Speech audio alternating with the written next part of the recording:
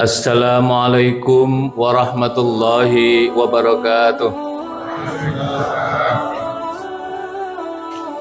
Alhamdulillah alladzi an'ama alaina bi ni'matil imani wal islam.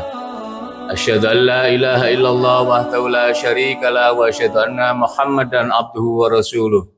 Allahumma salli wa sallim wa barik ala Muhammad wa ala alihi wa ashabihi wa man tabaluda amma ba'd.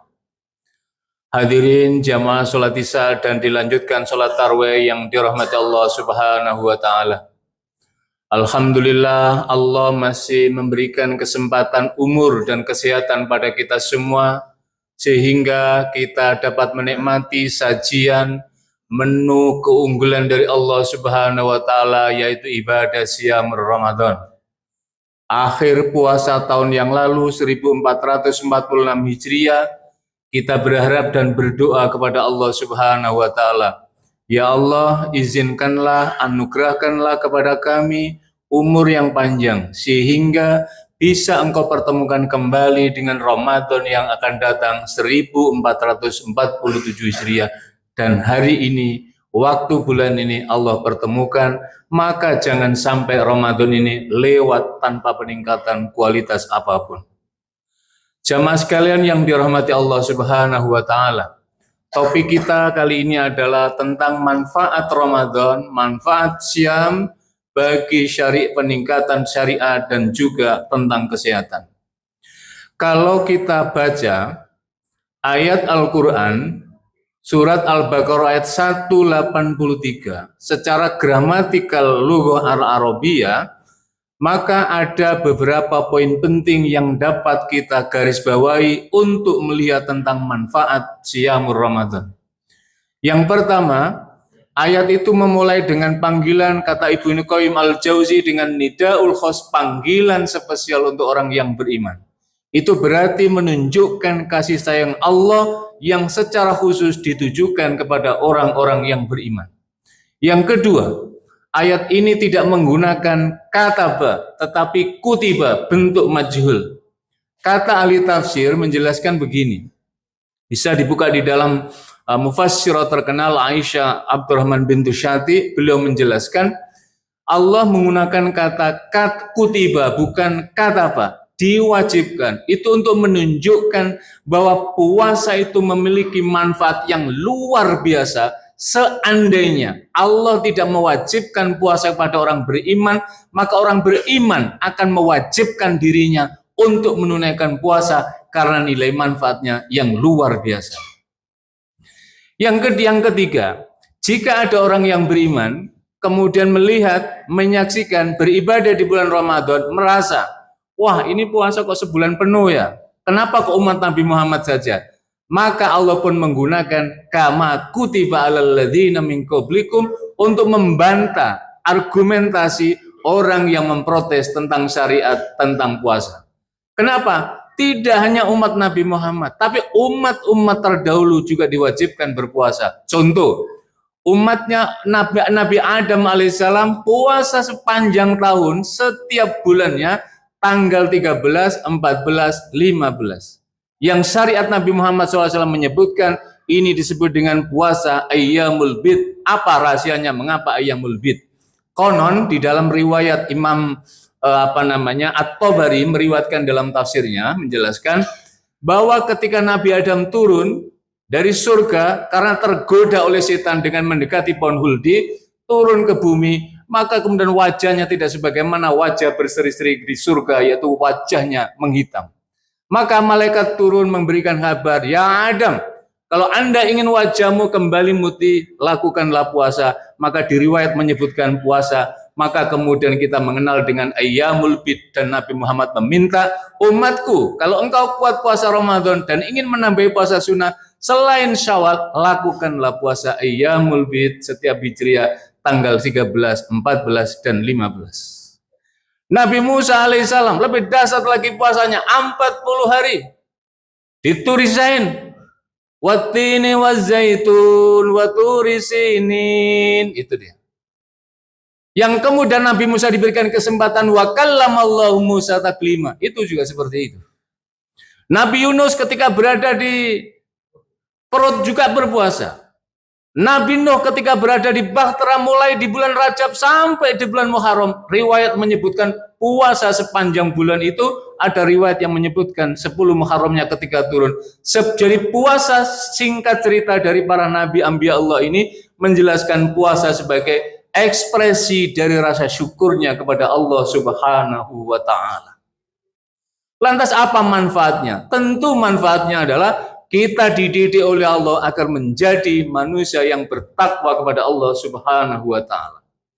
Bapak Ibu dan hadirin jamaah salat tarawih yang dirahmati Allah Subhanahu wa taala. Kalau kita lihat redaksi susunan ayat-ayat tentang puasa, 183 panggilan berpuasa, 184 menjelaskan tentang kaifiyah berpuasa, kapan berpuasa dilaksanakan, dan rukso untuk tidak berpuasa bagi orang yang safar dan sakit. Kemudian ayat 185 menjelaskan tentang turunnya Al-Quran, dan kemudian bagaimana menyempurnakan ibadah puasa, dan kemudian berhari raya lantas meminta hendaklah kamu bersyukur kepada Allah Subhanahu wa taala. Dan ayat 186 ini yang menarik, para mufasir menjelaskan mengapa ketika doa kita dikabulkan oleh Allah, ayatnya tidak diletakkan setelah sholat, tidak diletakkan setelah zakat, tidak diletakkan setelah syahadat, tidak diletakkan setelah haji, tapi setelah siyamur Ramadan. Karena orang yang berpuasa, baik menurut syariat maupun menurut psikologi menjelaskan, 24 jam jiwa raga kita itu dikendalikan. Contoh, sejak terbit fajar sampai terbenam matahari, apa yang dilakukan? Puasa orang awam mengatakan tidak makan, tidak minum, dan suami istri tidak berhubungan di siang hari sampai terbit fajar terbenam matahari. Tapi orang yang saumul khawas, apa yang dilakukan? Menjaga lisannya, menjaga pendengarannya, menjaga tangannya, menjaga perilakunya, jangan sampai membatalkan puasa. Jadi ketika ada orang yang berbisik-bisik, Bu, tahu nggak dia? Enggak. Inni so'im, kata Nabi. Bu, ayo ke sana, Bu. Jangan. Dan inni so'im. Maka itu berarti perilaku. Lah puasa yang ketiga, khawasul khawas, kata Imam Al-Ghazali dalam Ihfadz Ulumuddinnya, adalah puasa mempuasakan hati, jangan sampai hati tidak menyebut asma Allah. Makanya Syekh Abdul Qadir Al-Jilani menjelaskan bahwa syahadatain asyhadu an la ilaha illallah wa asyhadu anna Muhammadar Rasulullah jumlah hurufnya 24. Apa hikmahnya? Hikmahnya bahwa manusia, orang yang beriman, hidup dalam satu hari 24 jam. Artinya, selama 24 jam, jangan pernah hati kita tertanggalkan, apalagi tertinggal untuk menyebut dan berzikir kepada Allah Subhanahu wa taala. Makanya kita tahu bagaimana para aulia Allah, para wali Allah yang luar biasa, Allah berikan pertolongan kadang-kadang konstan, karena hatinya tidak pernah terselip lupa mendzikir kepada Allah Subhanahu wa taala. Karena itulah para ulama-ulama yang hebat itu ketika sempat lupa beberapa saya tidak menyebut asma Allah, tidak berzikir pada Allah, bagi dia sudah menjadi persoalan. Sementara kita sholat terlantar, tertinggal, tenang-tenang saja, bah, kata orang Sumatera. Inilah yang mendidik kepada kita semua Ramadan mengendalikan dalam konteks itu. Begitu juga ketika sudah Allahu Akbar, adzan maghrib, apa yang terjadi? Lisan kita memerintahkan, berbukalah secukupnya saja. Harus engkau kendalikan, sebentar lagi sholat maghrib ke masjid, sebentar lagi sholat tarawih, sebentar lagi kemudian tadarus, sehingga makanan yang siang hari dibayangkan yang luar biasa itu hanya secukupnya saja. Ternyata jatuh hari 14 jam menahan lapar dan dahaga hanya hilang untuk 5 menit. Maknanya apa? Dalam kehidupan dunia seringkali kenikmatan sesaat menenggelamkan idealisme dan hakiki dari ketakwaan kita kepada Allah Subhanahu wa taala. Para jamaah sekalian yang dirahmati Allah Subhanahu wa taala. Yang kedua dari segi manfaat syariat, bahwa syariat puasa itu mendidik kepada kita menjadi manusia yang bertakwa kepada Allah Subhanahu wa taala. Takwa, kata Al-Qusyari, Imam Al-Qusyari, maknanya amat sangat dalam sekali. Mungkin secara spesifik nanti kita jelaskan di aspek itu. Yang kedua adalah apa manfaat bagi kesehatan. Ini yang paling penting dalam kehidupan kita. Saya punya jamaah di Jakarta, sekali tempo kita dibawa naik jetnya itu melihat, karena kekayaannya luar biasa. Tapi begitu jamuan, apa yang terjadi Pak?